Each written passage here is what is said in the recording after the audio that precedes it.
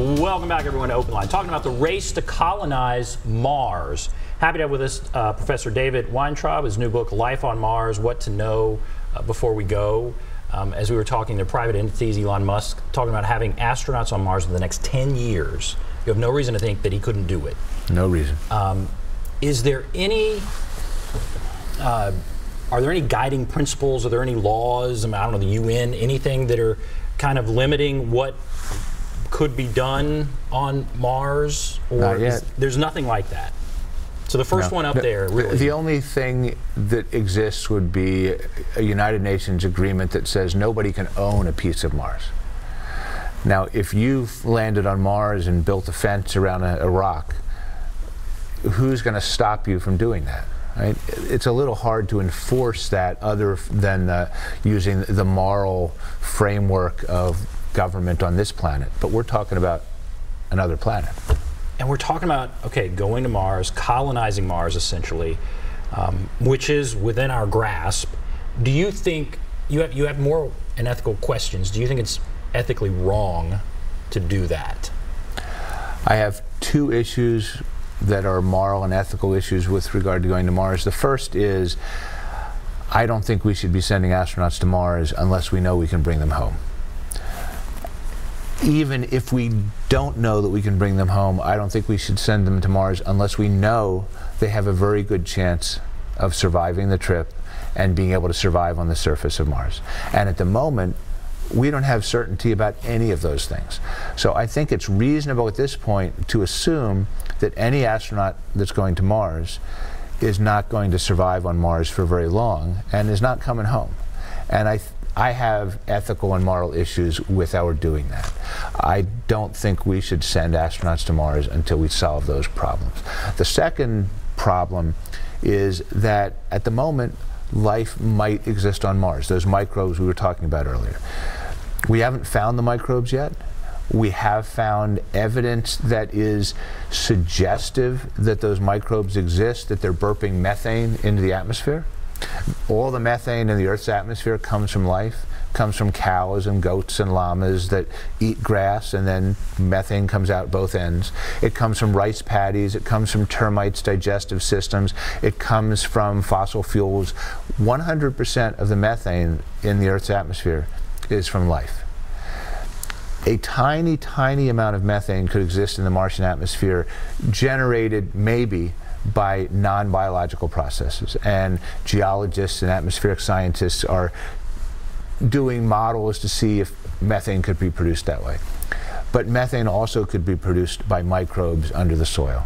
The amount of methane that's been detected so far is very, very tiny. Okay? But every once in a while, that amount of methane goes up and then goes down again, which means there could be life there. The methane could be the signature of life. If life exists on Mars, I'm concerned that the added presence of human biology, human contaminants, our food, our waste, our bacteria, our viruses, put Martian life at risk. If Martian life exists, it has existed independently of life on Earth for billions of years. It's not likely to have any ability to have any defenses against the contamination that we put onto the planet. We just don't know at the moment.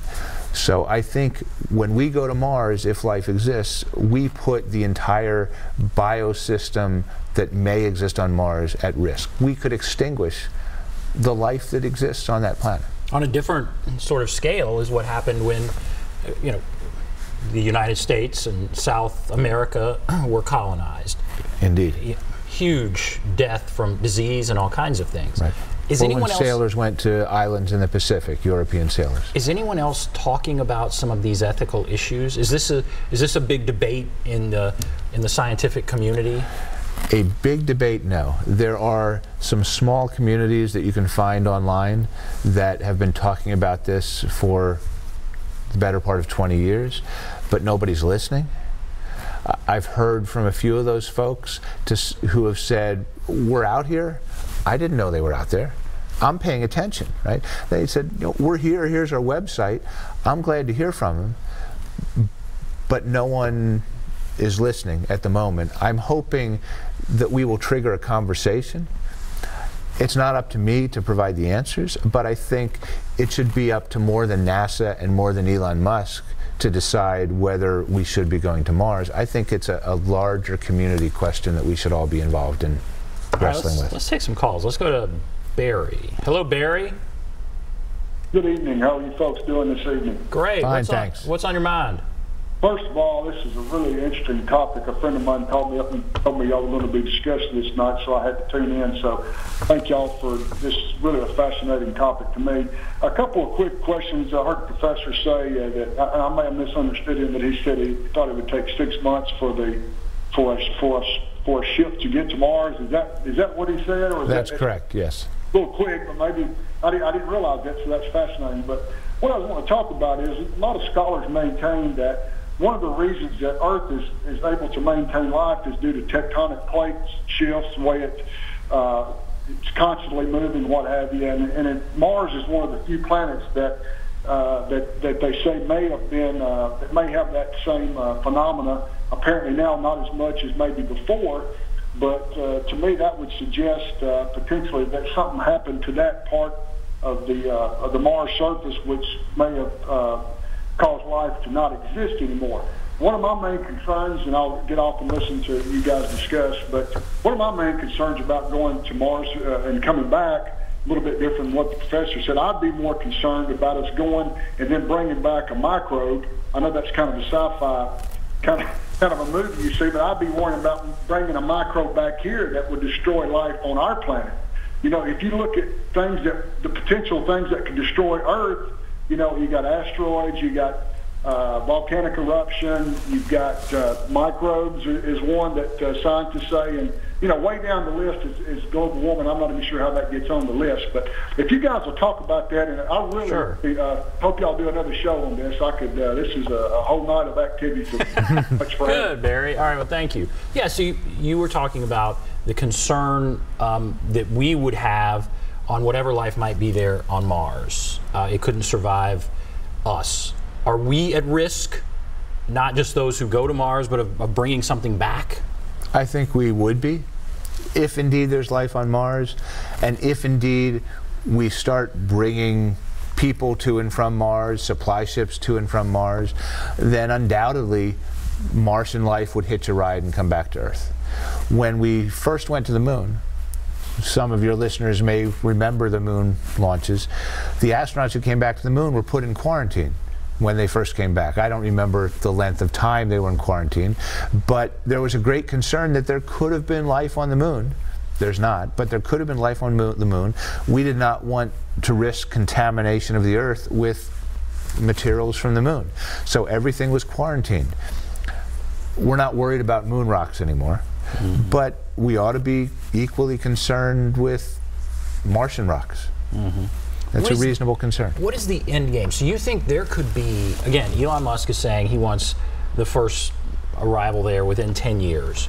But what is a realistic sort of time frame where we would have a real colony on Mars? And do you think we wind up moving much of Earth to Mars, or it's common just to go back and forth? I mean, where do you think we are kids? What are they going to see? I don't think we will have large colonies on Mars within the century. Depends on what science fiction you read. In order for life on Mars, for human habitation of Mars to become, let's say, robust, we're going to have to change the planet. We're going to have to change the atmosphere, change the surface of the planet. Science fiction writers call this terraforming.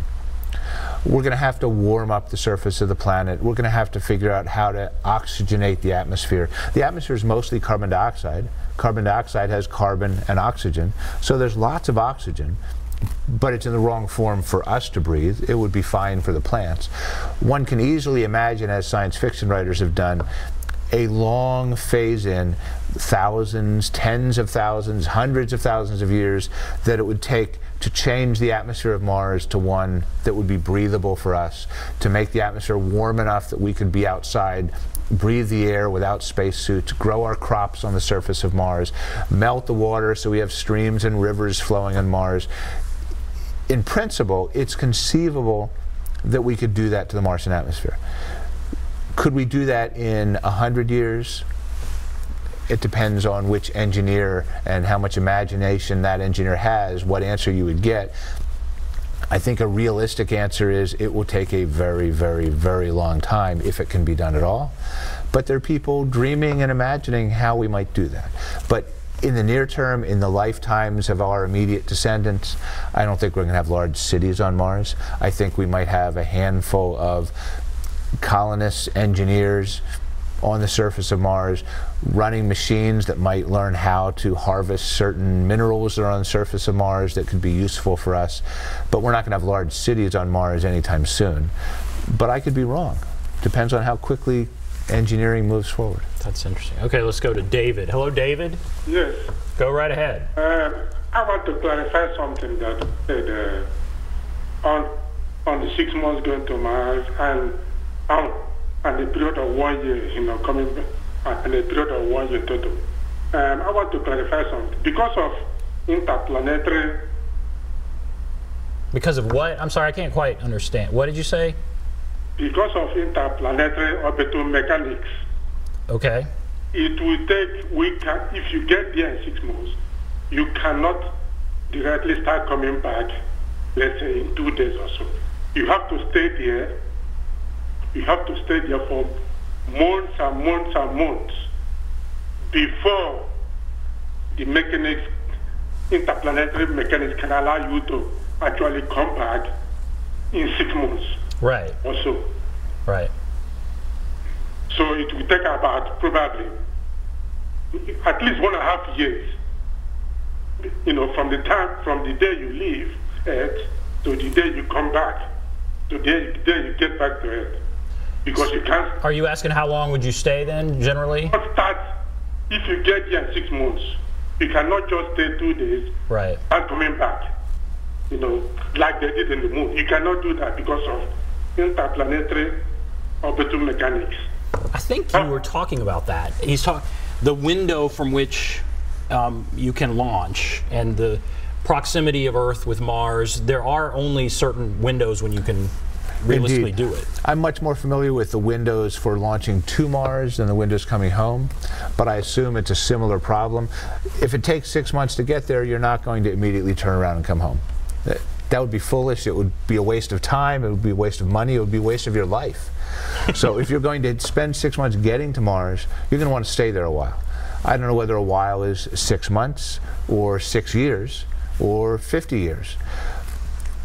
But given the transit time, the commute, you're going to stay there a while. It's not like the moon. It's not like the moon. The moon is a week away, travel time-wise, and we had not wanted to stay there. No one wanted to go to the moon and stay there. We just wanted to show we could land, pick up a few rocks, and come home. We did it. We won the race to the moon. But we never were trying to establish a colony on the moon. If we wanted to establish a colony on the moon, there are no launch windows. You can go to the moon anytime. It's always the same distance away. Okay? And since it only takes a few days to get there, one can imagine going there, staying for a few days, and coming home. But at the moment, we have no reason to go to the moon. You've mentioned Elon Musk. He's really pushing this forward. You said NASA has other issues to deal with. They're wanting to do it, but they're maybe a little behind. Is there some Russian billionaire that wants to do this? Or are there other private entities out there? There are other players. Jeff Bezos, who owns Amazon, he has his own rocket company called Blue Origin. Blue Origin has as a first goal to put people into space around the Earth, in Earth orbit, to start living and working in Earth orbit. Bezos has a dream of having tens of thousands of people, even more, living and working in Earth orbit. He then wants to go to the moon. He then wants to go to Mars. Or Elon Musk just wants to get to Mars. Bezos is not focused exclusively on Mars, but he does plan to get to Mars. Whether that's 30 or 50 or 100 years, he's planning to get to Mars. There's a group out of the Netherlands called Mars One, which has already identified their astronauts to go to Mars, but Mars One doesn't have any rockets. They're not NASA. They're not a space agency. They intend to, in effect, buy rockets off the shelf from Boeing or Aerospace or Hughes or whoever's still in business, to send their astronauts to Mars. So I question their ability to actually do it, but they've raised a lot of money from investors, so maybe they will. Russia at the moment is not talking about going to Mars, but the United Arab Emirates is. They have formed a space agency, though they don't have any rockets. They have announced plans to build a city on Mars by the year 2117, 100 years from when they made the announcement. Okay. Can they do it? I don't know if they can do it. They have the money. They have the money to do it. It takes more than money, but clearly with Blue Origin and with SpaceX, rocket technology, the ability to launch big rockets, is no longer the exclusive domain of NASA and Russia and the European Space Agency. It's been privatized. And if you have enough billions of dollars, it's expensive, but if you have enough billions of dollars, you could build your own rocket company using technology that a lot of engineers know and understand. You can hire your team of engineers, build yourself some rockets, and take off. All right, we're going to take a break. And if you're on the line, hold on. John, Brian, others, there's a number to call, 615-737-PLUS, 615-737-7587. Take a break, be back right after this.